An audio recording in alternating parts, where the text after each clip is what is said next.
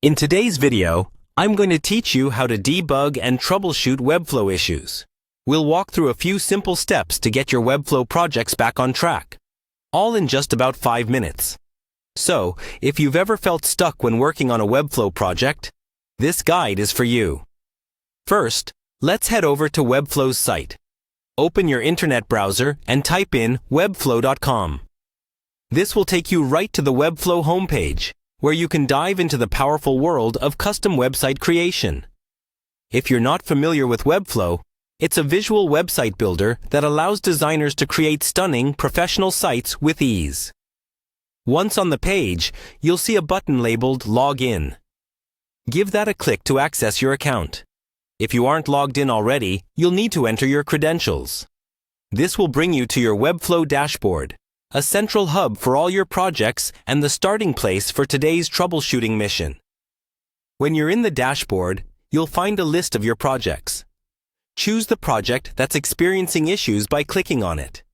This will open up the designer interface where you can make changes and fix any hitches. Now, here's the crucial part of debugging and troubleshooting: using the audits panel. This feature provides insights and suggestions for improving your site's performance and accessibility, which can often resolve common issues right away. In the designer interface, look for an option labeled Audits. Click on it to initiate the auditing process. The Audits tool will run a series of checks on your project. These checks can identify a range of potential problems, such as layout issues, missing elements, or even performance lags that could affect user experience. The feedback you receive here is invaluable because it not only points out existing problems, but also gives you recommended fixes. Pay close attention to this feedback and start making the necessary adjustments to your project. This self-service approach not only helps resolve current issues, but also enhances your skills in maintaining a healthy, optimized website. By following these steps, you should be able to quickly identify and address most issues that arise in your Webflow projects.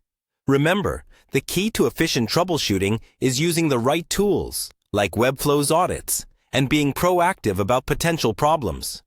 This simple yet effective process will ensure your projects stay in top shape and are ready to showcase to the world.